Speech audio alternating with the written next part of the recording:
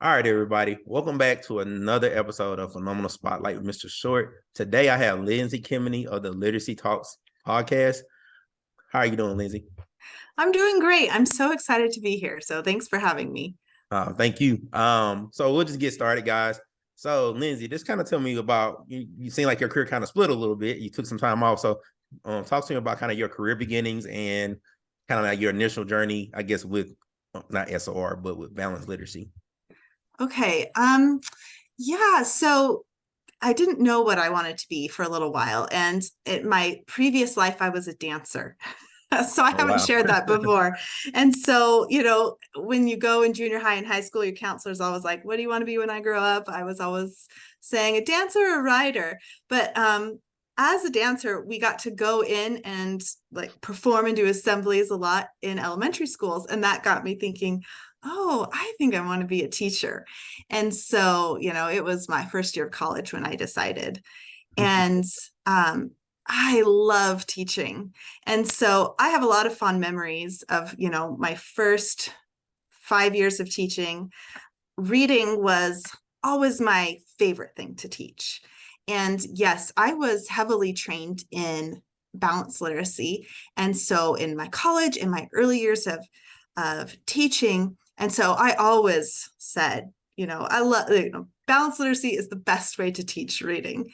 But at the same time, I also had a lot of, I think, confusion about what happens when we read and exactly how to teach um, a student. And I was teaching second grade my first 5 years. So a lot of my students came to me already reading. But I remember being kind of frustrated with how to help those ones who were struggling. All right. I get that. Yeah. So, so, so you were frustrated by it, but so at that early point, you say you had confusion, you had all those things. Was there any particular moment outside of? I mean, I went through a similar experience with a student that struggled that you kind of knew maybe what you were doing, I guess, wasn't the right way of doing things.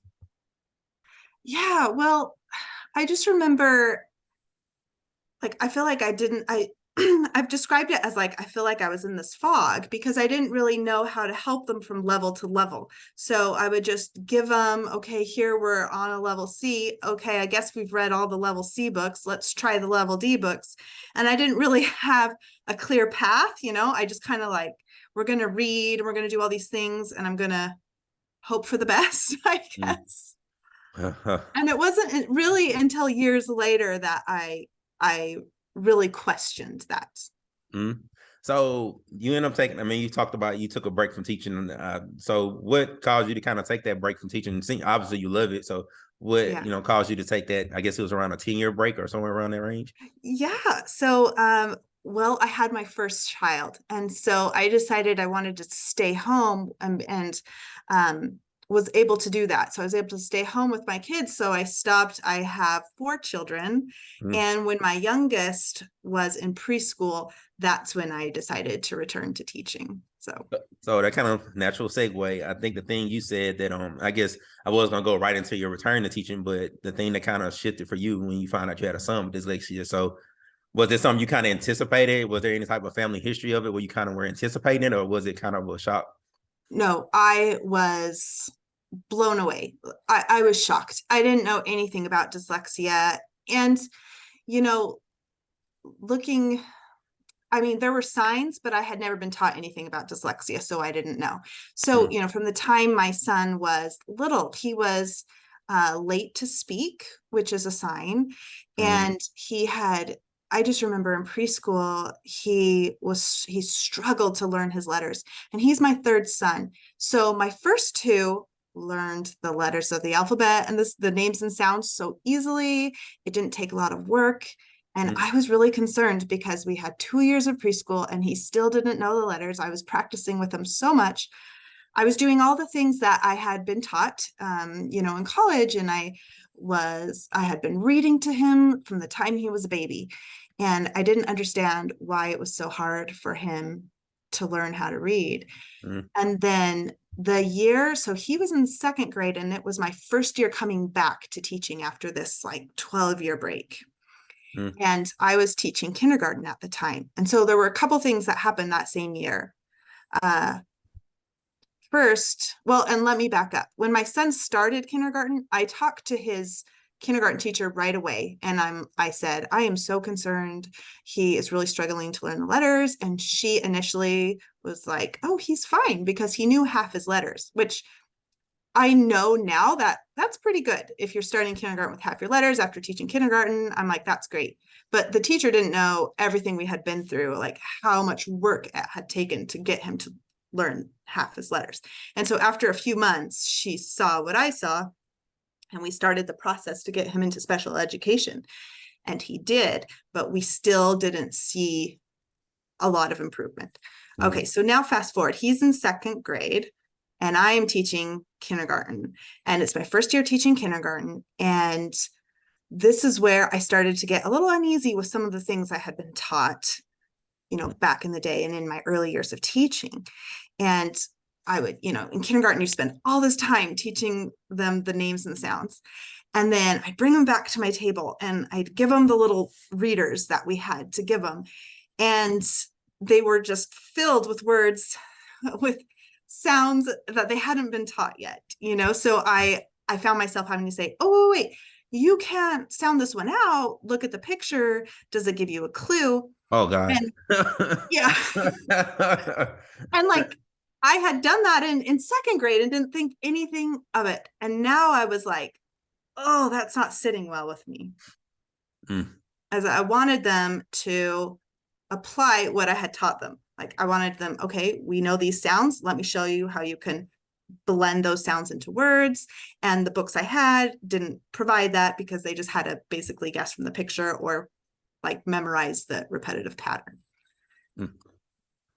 So, and I know then that seemed like that's a moment. So oh yeah, I just let you. Okay, so go ahead. yes. So I was starting to question. I'm like, wait a second, like I always said this and I always taught my students this, and now it's feeling weird. And then that end of, well, it was like the spring, my son was in second grade and we finally went and got some outside testing done, and he was diagnosed with dyslexia. Okay. So, all right. So let's get into the SRR journey. So, Okay. as far as me as a teacher, I'm only in my 7th year, and I didn't start really hearing about SRR, I think, until 2019. I guess that'd have been my 4th year or around that time. So, when did you kind of get introduced to more? I guess it's not really anything new. I mean, some of the stuff has been out there. Really, Louisa Mo's been writing about this since like the 70s, probably longer than that. She's pretty Yeah. old. So, when did you first realize there was something else that could be done, or a different way of going about doing it? So it was that same year my son was diagnosed with dyslexia. That must have been, it was like 2017 or 2018. And it, because I took a deep dive into, oh my goodness, he has dyslexia. What is dyslexia? And wait a minute, why haven't I ever been taught? Why don't I know anything about dyslexia? And then as I'm researching, I start getting angry because dyslexia is the most commonly diagnosed learning disability. So I'm like, wait a minute, I really should know something about this as a teacher. Mm-hmm. And so that got me to dig into, well, what does the brain do when you read? And what do dyslexics need to read? What does everyone need to learn to read? And it was all, and it was kind of like the phrase science of reading wasn't as popular back then. Mm-hmm. But I was just reading I was reading, like you were mentioning, Motes, and I was reading Seidenberg and Kilpatrick and all these great books. I've just felt like a starved animal because I couldn't get enough. And I was watching, I don't even remember where it was, but there was like hours on synthetic phonics. And I just kept watching these webinars. What is this phonics? And I mean, I thought I taught phonics, but I realized like just facilitating these activities, that wasn't explicit systematic phonics. Like I need a scope of sequence. I need to be intentional about what I'm teaching. So it really just kind of snowballed from there. All right. So I guess one of the questions I wanted to ask, we kind of talked about, I guess, briefly before air. So how was going through that shift in a traditional school system? Obviously, most schools, even my district and pretty much every district around where I'm at, are very balanced literacy heavy, very balanced literacy heavy. So how was that making that shift while maybe essentially a lot of the practices are still more aligned with more of the balanced literacy model? Yeah, well, I remember feeling kind of alone, um, you know, Trust me, and I get it. and I was thankful because I am not in like a really heavy balanced literacy district. My old school district was, before I took my break. Mhm. And this one I feel like wasn't as much. However, I feel like the majority of the programs like we have, and if teachers are purchasing things themselves online, I felt like everything was more balanced literacy, Mhm. like this heavy balanced literacy base. So, and I remember even after my son like was diagnosed, it took me a while to realize that balanced literacy was not what he needed, or really understanding what balanced literacy was, because I always thought it's the best way to teach reading. And then when I started to realize like the three cueing system, as that's a part of balanced literacy, and just understanding that, and then understanding that that wasn't, there wasn't really research to support that. um that was just really big for me. So I kind of felt alone, but at the same time I was reaching out to people through social media, and that was so wonderful, because then I felt like I had a family, I had people to support me, and I could ask questions.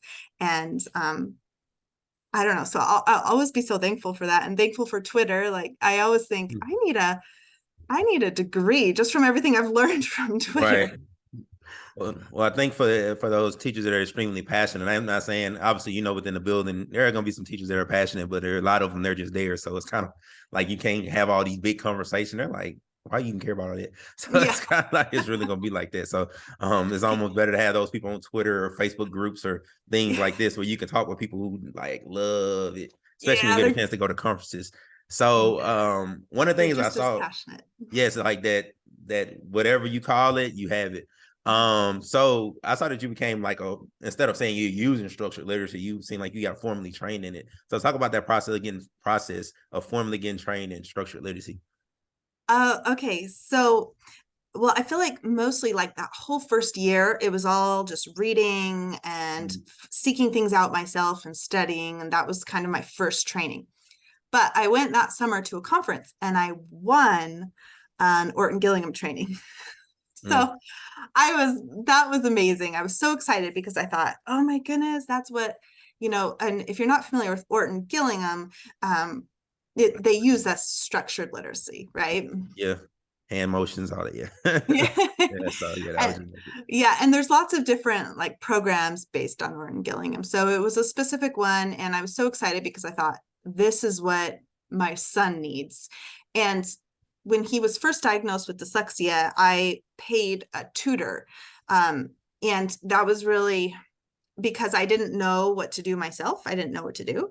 And then it was really expensive. So that was very hard. And probably my biggest regret is that we only did tutoring twice a week because that's all I could afford.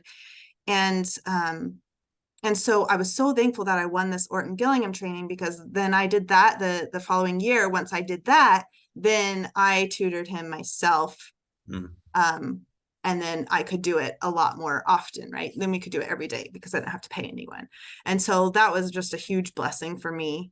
And then I started applying the things that I was doing with my son. I started applying in Mm. the classroom. And that's where I saw a huge change. So, like, just raw numbers wise, what is like some of the areas you saw kids make the biggest amount of growth? I mean, I know for myself, I'm an interventionist now, but I've seen just using those more methods, I guess, structured literacy methods. So, what did you see as far as numbers wise, students' growth once you start using that model? Well, initially, when I was first getting trained, I was teaching kindergarten. So definitely seeing more students that were learning all their letter sounds and more quickly, and then able to decode their words. And then and then fast forward to, well, and then of course I'm learning more things about oral language and vocabulary and comprehension. um I guess I don't. So so, I mean, an increase in everything. I don't know how Uh, to like, you know, so there's so many things. and then just from a classroom teacher's perspective, I mean, because one of the things I guess a lot of people think like there's such a difference between, I guess you would say SOR and a more balanced literacy. And I guess it would be structured literacy and balanced literacy.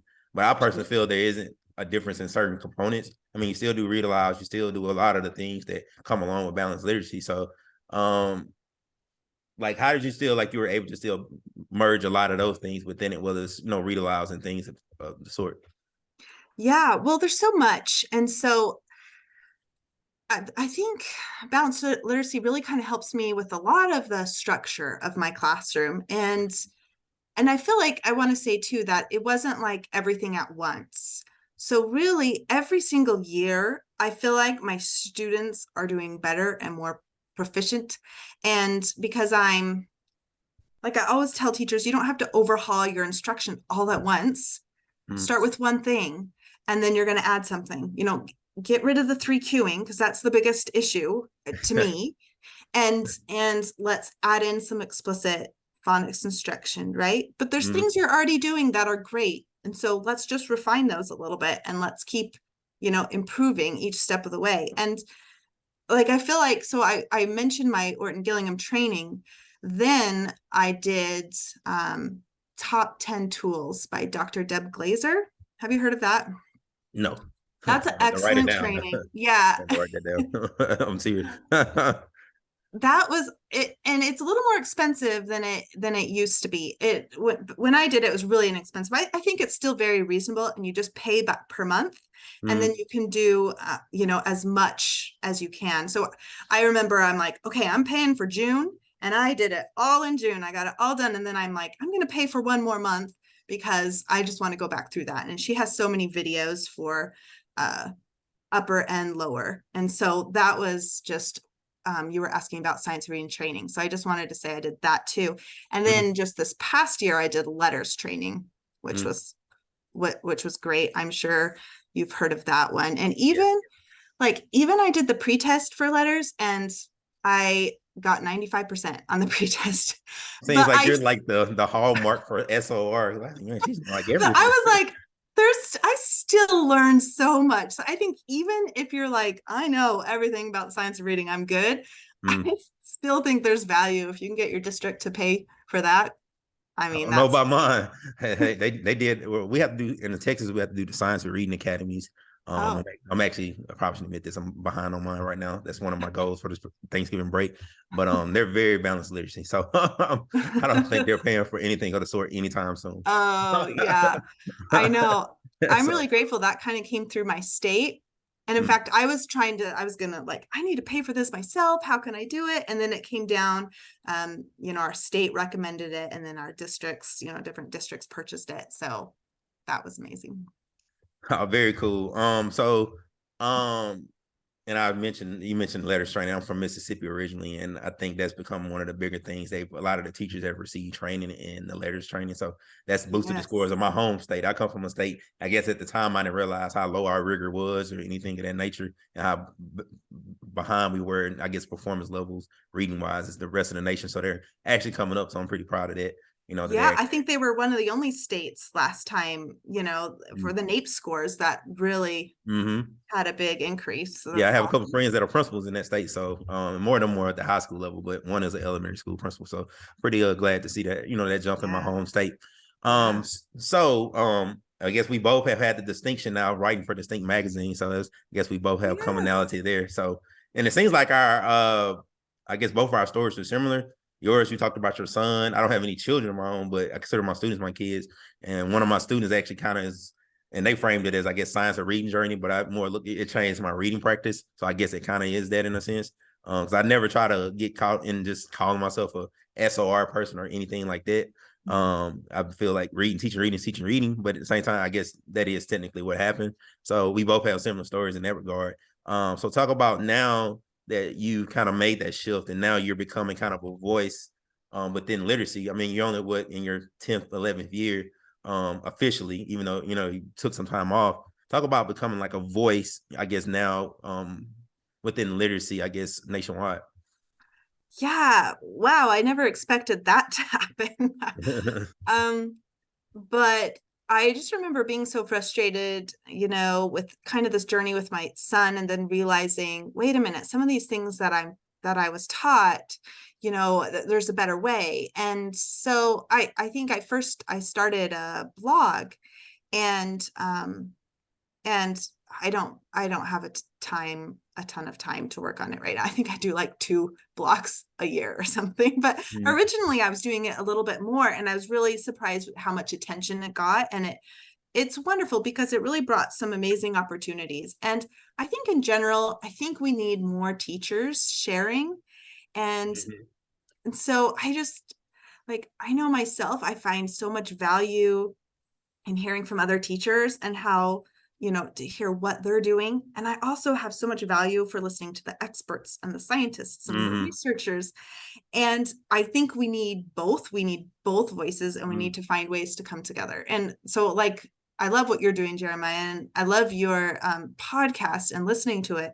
I just, because so many times we can hear an expert say this is what needs to happen, Mhm. and I love the teachers that are like, okay, this is how I'm doing it in my Yeah. classroom. Well, I Right. mean, honestly, I had a chance to interview Dr. Moats, and I've had Dr. Tim Rosinski on my show now twice. Another time it was with 2 other people he wrote his book with, or 3 other people, excuse me, that he wrote his book with.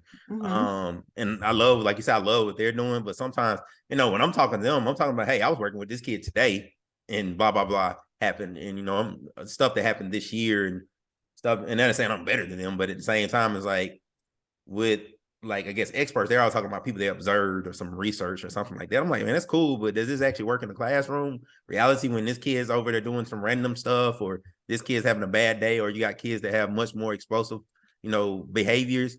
Like, does this work in reality doing this stuff? I don't know. And it's a lot different. Like, as an interventionist, sometimes you might get a chance to model a lesson. And I had a chance recently to model a lesson for a kindergarten classroom. I'm like, I'm a higher energy person, so I had never did anything for kindergarten, but I like jump to it because I'm like super high energy. But there are people who aren't high energy like me, and the teacher's like, yeah, I might can do that for 20 minutes. I don't know if I can do that the whole day. But that's hard for me trying to keep the attention of kindergartens, even though I was like kind of winging it a little bit.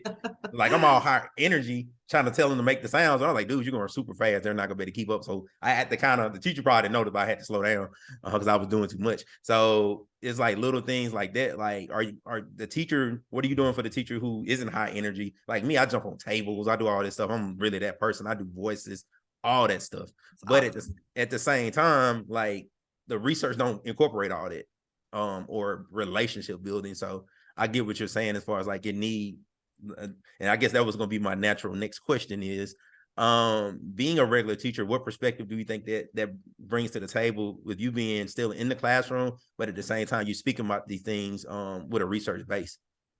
Yeah, because it's all about applying that research into the classroom. And Mm-hmm. that's what I think I think what is so helpful for teachers to hear. Well, let me tell you, this is how I'm doing it, versus someone just saying, hey, you should spend this much time on each thing. Okay, let me tell you, or sometimes I see, a teacher reach out with a question. My students are struggling with this. And then, someone might say, well, that's rare to struggle with that. And I'm like, okay, that's not, let's be helpful. Well, here, I know I had a Mm-hmm. student who struggled with this, and this is what they do. And so sometimes that's great about the teachers, is that they can, like, get Mm-hmm. down there in the pit with you and help you out, and I just think there's um so I think that's one thing I love about Twitter, because I think there's so many different people. You have the professors, you have the cognitive scientists, and you have the teachers, and everyone sharing. I just think that's awesome. And I just think we need more and more teachers, because I love teachers sharing what they're doing in the Well, classroom. well, the thing I think I find interesting, whether it's Twitter or anything like that, people come from different backgrounds because, I've been blessed, I think, now that I've worked in 3 different school type environments with 3 different demographics. So you kind of get to see the difference in how kids operate and like what they all need. I'm working at a school that's mostly Hispanic now, and many of the parents don't speak English at home. So it's like you got to approach it differently. You can't just go in and be like, oh, okay, I'm just working some comprehension, work on vocabulary a little, maybe do some fluency. When you have some kids, they might can read the words, but then they don't know how to determine meaning, so they read just as slow. So what do you do then? So it's not as simple as just them doing repeated reading because they still ain't gonna know what it means. So like I've Mhm. seen kids, so it's it's like that type of thing. So it isn't as simple as just walking in there and just working on certain things. It's Yeah. about so having those people from different backgrounds, they can kind of tell you. I just went to I think the conference. What was the name of it? I just lost my whole train. Texas TSAW.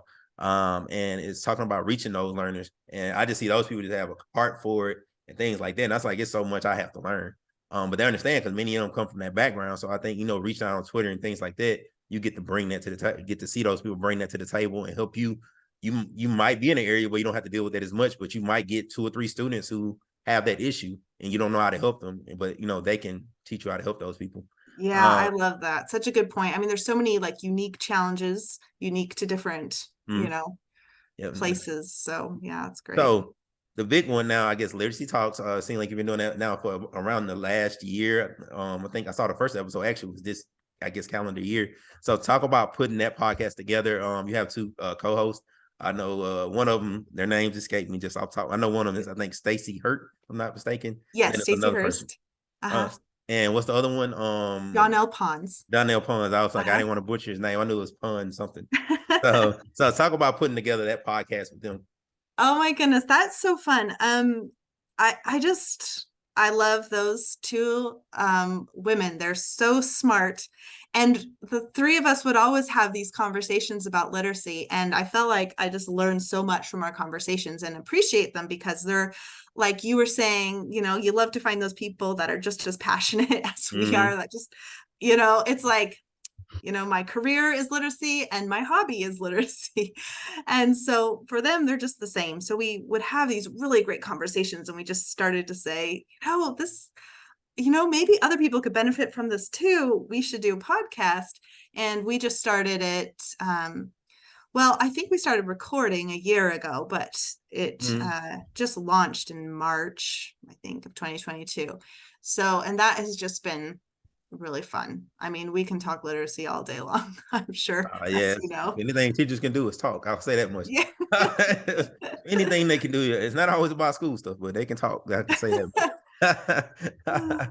So I mean, I think I was listening to an episode this morning because I've been listening to the podcast for a little bit. I know y'all talk about decodable text, and I think it was about sight and high frequency words and things like that. And even most of my career, I normally would give our kids sight and high frequency words at the beginning of the year, just for them to memorize or do that type of thing. But even because I think I was showing one of the kindergarten teachers recently about, like, say the word "say it." I guess you don't realize you start doing interventions how much trouble kids have trouble with words like that because "say it" has an irregular vowel sound because AI normally is A, not E.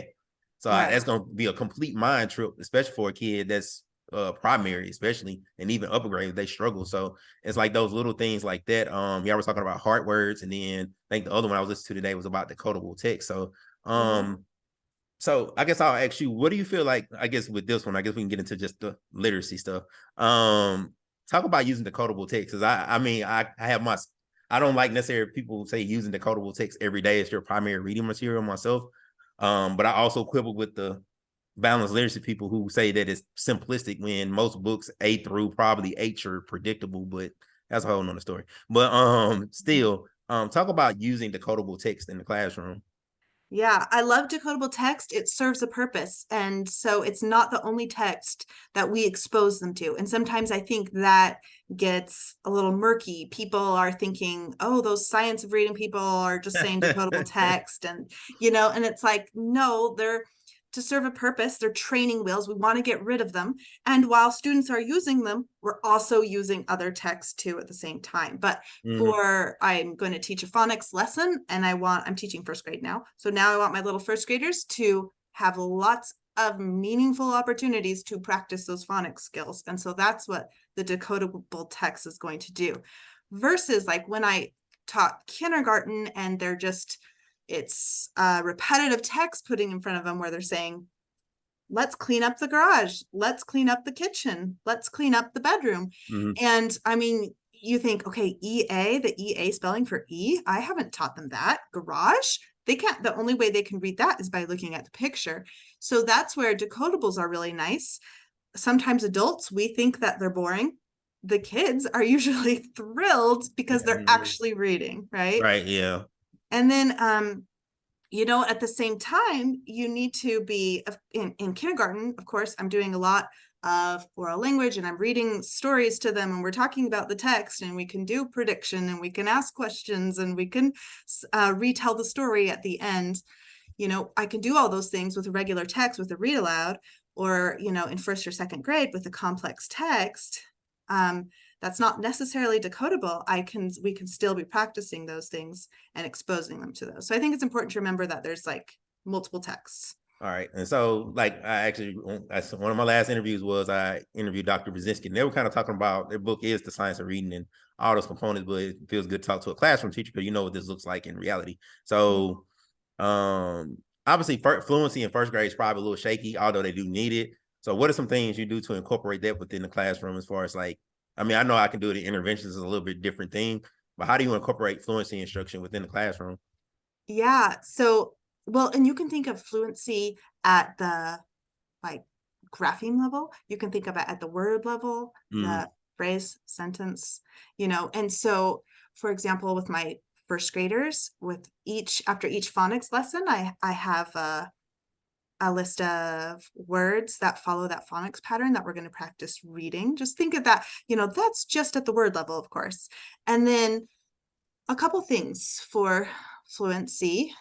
I was teaching second grade the last few years. This is my first year teaching first grade. And so I have a presentation. If you just go to YouTube and Google Lindsay Kemeny, partner reading paragraph shrinking, it's Patton, Pattan. Last summer, I did a whole presentation, and it's a fluency intervention, and it's called Partner Reading Paragraph Shrinking. I learned about it from Dr. Burns.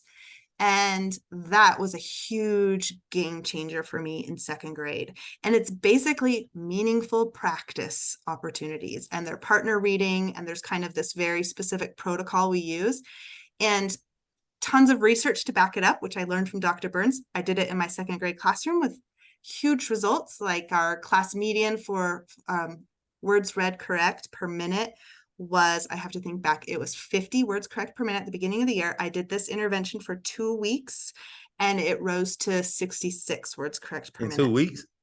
in 2 weeks. Hey, And hey, I I'm did looking it for a cheat throughout, code. and I'll I take that. loved it. Yeah, I loved it so much. I did it throughout the year. And then if you watch that webinar, I share like our results by the end of the year and everything. And it's not like just me, like you could see his studies. So that was awesome. I want to kind of do a version of it in first grade, but it's recommended for second through eighth. And so I'm thinking in January, February, I might try a version with my first graders. It might be more in decodable text than, before we were using like second grade level text. So anyway, so that's one thing. Yeah, I'm glad I asked that question because I'm always looking for things, the intervention. So yeah. And I will say, I got the idea from Tim Rosinski to do poem a week. And oh so yeah, those are yeah, that's fun. my bedtime stinks. I love that one. That's like my go-to. My bedtime stinks. Yeah. Bedtime stinks. Even my little super cool fifth graders love that one. They was like, Oh, really? bedtime stinks. Like, so they love that. Obviously in first grade, comprehension is as huge a focus. Obviously, you want to build that, but so I would think more like oral language. So traditionally, I guess, and even whether you're structured literacy or balanced literacy, people like to do read alouds. So Yeah. how do you do more purposeful read alouds? Because I'm saying I'm not a fan of read alouds. I'm just not a fan of how most people do them. So how do you do like read alouds where you're purposeful about building oral language? Incorporating lots of questioning and letting them generate questions too is really good. And there's studies about that, about having students generate the questions. So they like that because I say, okay, now you're the teacher. Can you think of a question? Let's think of a who question, because I might need to scaffold it. How about a where question after we read this page? That kind of thing to get them coming up with questions. Lots of discussion. We can retell.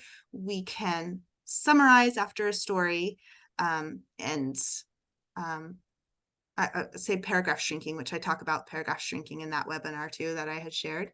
Also bringing in vocabulary, because that's really important. We've got to be building that vocabulary from the time they're very young. So, all right. So I guess this is more of a personal question. So my question is like, how is it I guess now that you have a podcast and you're trying to build your audience and you are becoming a voice, well, it's right for Distinct Magazine. And I think I saw you write for the Reading Journal as well. Yeah. So Reading League Journal, excuse me. Uh-huh. So how is it being essentially kind of becoming a national voice, but you work at a local level with a whole principal and I'm sure ELA people within the building. So how is that? I'm assuming they know about your podcast and all of that. So how is that working at the local level but having a national voice? Um, I don't know. I don't know. I guess that's I was like, I know it's like a interesting question. I was like, I guess it ain't Yeah. many people because most people once they start doing all that stuff, they're kind of like already, I guess, a consultant or already kind of out the classroom. So, Yeah. so how is that?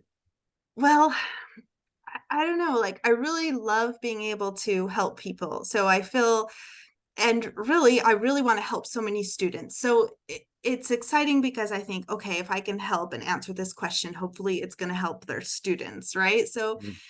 it's exciting. I'm happy when people come and ask me questions, or I had some teachers at my school that sometimes want to come watch a lesson. And I just had some in my district that said, can we come to your classroom? We want to see how this phonics lesson goes. And I'm like, sure. It's a little nerve-wracking at times. I'm like, I'm not perfect, but I think we can learn so much from like working together and watching each other. And so um, I don't know. I don't know if I think about it a lot on the Hmm. national level, I don't know. Well, I guess that's the thing too. It's like I know like myself, I mean, I just love teaching. So it isn't I went Yeah. to a conference and I'm still sending out emails that morning trying to get some assistance for one of my intervention Yeah. students. I mean, that's all I really Yeah. care about. I mean, that stuff. I was like, oh, this is cool, but it's like, it's what it is. So Yeah, and I love, like, I think we need more teacher leaders. And sometimes, like, I've been asked a lot or told, hey, you should be a coach, or have you thought about,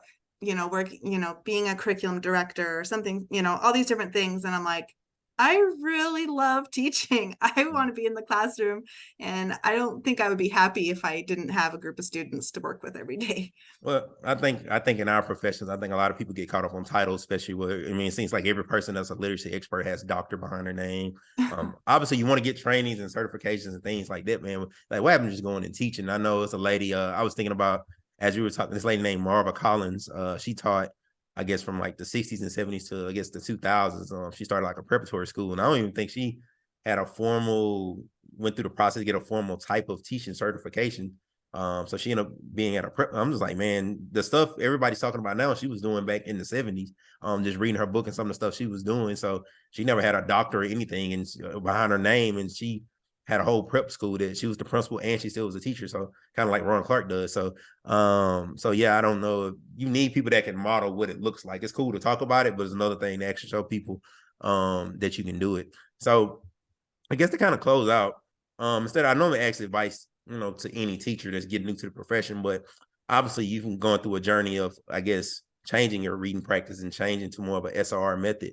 So talk to those teachers who are kind of on the fence about it, maybe in a balanced literacy district. What advice would you give to somebody who kind of is considering making some changes? But obviously, there's a lot of trepidation kind of behind it. Well, I'd say baby steps, Mm-hmm. and choose, one thing at a time. Like I said earlier, you don't have to overall haul everything at once, and you just can't. There's so much, and there's so much to teaching. It's not just teaching reading, we're doing a million other things.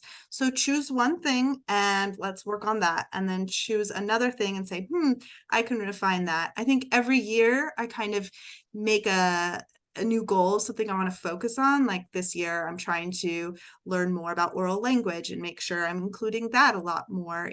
Last year it was my vocabulary instruction. And so I just think, and that's how we better ourselves, right? So just making like little things, little baby steps. Right.